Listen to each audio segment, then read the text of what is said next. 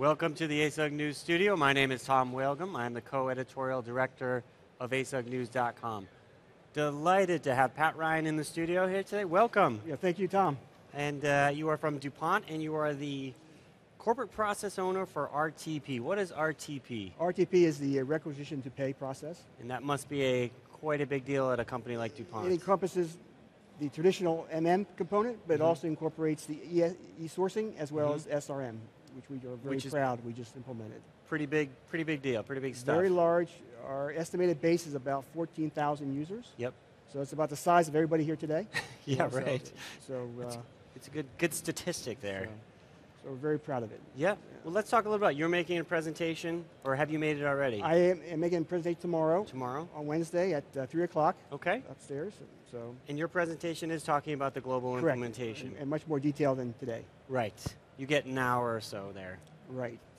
So let's talk a little bit about, can you give us a little just sense of, I know DuPont is a very big SAP customer. Our vice chairman of ASUG board, Mike Stocco, is DuPont, so we've heard a lot about it. Can you give us just a sense about SAP and the SRM implementation in your environment there today? Okay.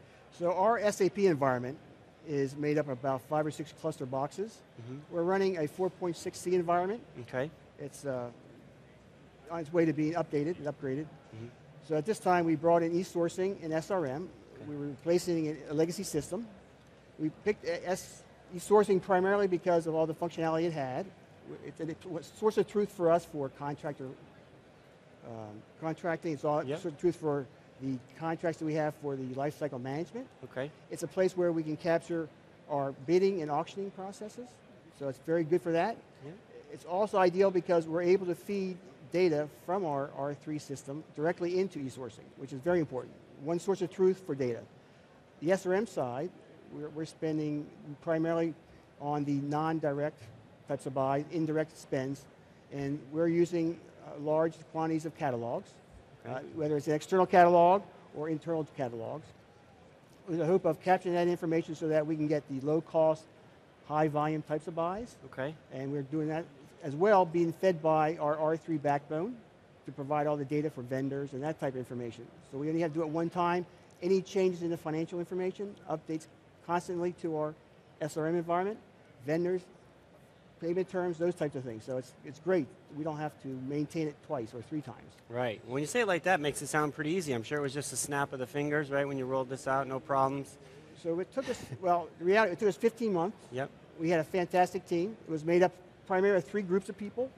We had the DuPont process knowledge, obviously important. Okay. We have our development partners that we use that support our R3 environment, but it will also impact, or it will support our SRM and ESourcing. Right. And as well as we used SAP SRM resources so that we could define our scope very clearly, make sure that we get the functionality available to us so that we didn't miss anything. So that went very well.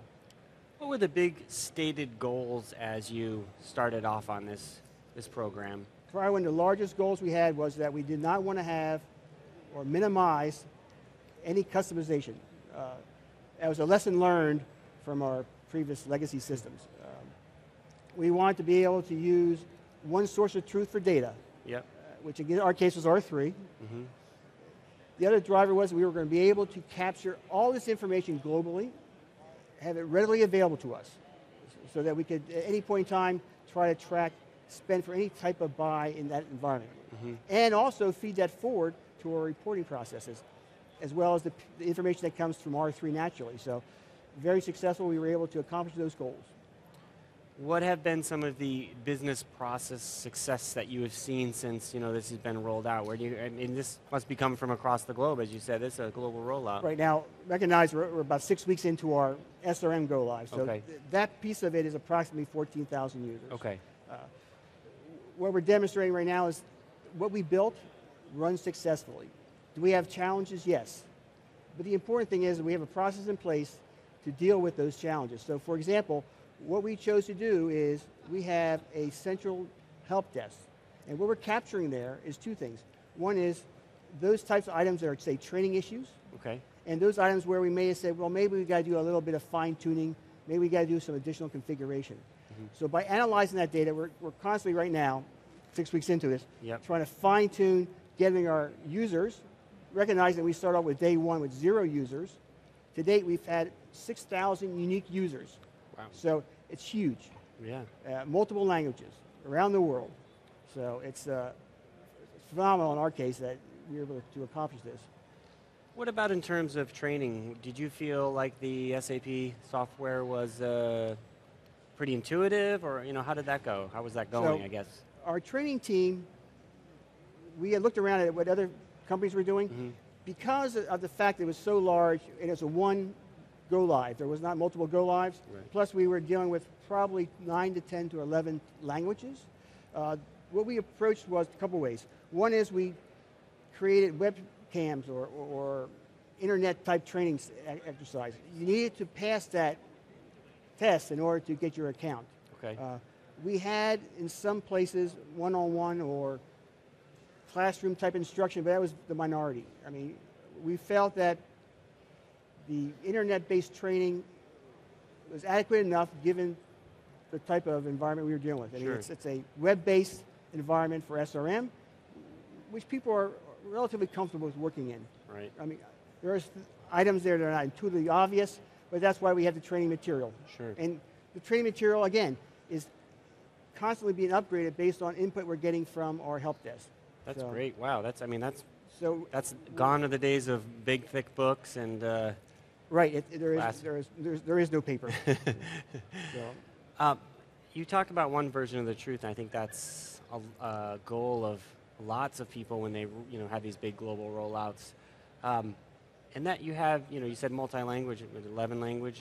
That's what we're maintaining. Is that, for the layperson here, is that easy to do? I mean, you able to achieve that? But it goes back to your team. Yep. I mean, our team is very diverse. Obviously, when you get into the Asia market, where you have the double byte languages, it's more complicated. But again, you have the right people on there, you're able to get through that. From a training aspect, for us, because we have the R3 backbone, and we're creating our purchase orders directly there, a lot of that was already built. So we didn't have to go reinvent anything. We were able to use all the existing functionality that we already had. Yep. On the SRM side, we had to provide certain translations to get them reflected into the system. I mean, obviously because of the languages that are there. Right. So, again, it's an ongoing exercise as you find things that may have not been there or maybe not 100% accurate, but we're working on that as well. We hear about multi-month SAP projects and keeping up the enthusiasm for projects as they go on. This was, I think, 15 months. You said. Correct. How do you how big of a important issue is that for when you set out in those projects to actually keep talking the benefits, keep that going? So, for our perspective, one is we had corporate management support, crucial, and that was pushed all the way down. But the key thing is, and what people realize is, the reality is how many times in your whole career are you able to put in a system that you will be able to use and thousands and thousands of other people will be able to use, not for today, not for tomorrow, but for several years. Right. So it's pretty exciting. And, and people really get enthusiastic about that. Not that they didn't get tired, but we were demanding a lot and people put out a lot. They saw the value of the end product and were very enthusiastic throughout the whole process. A lot of this is talking about processes and training. How about the software itself? Did you guys feel it was pretty robust and met your needs? Well, and it goes back to when we scoped out, we looked at several other providers. We locked in on ESourcing and SRM because it met the functionality that we wanted. And we get the added benefit of the total integration, which obviously was very important, so that we don't have to maintain data more than once or twice. So, primary. We also talked about the customized versus not to customize, and you clearly kind of went in on the side of we're going to keep it. Our goal was to be standard, 90+% standard, or if not more. Why is that? Why would you go that route? Very easily, because historically, in our legacy system, the reason we had to face into changing out what we already had was because we customized it and we didn't get the benefit of any updates, upgrades, patches, and that's important to have.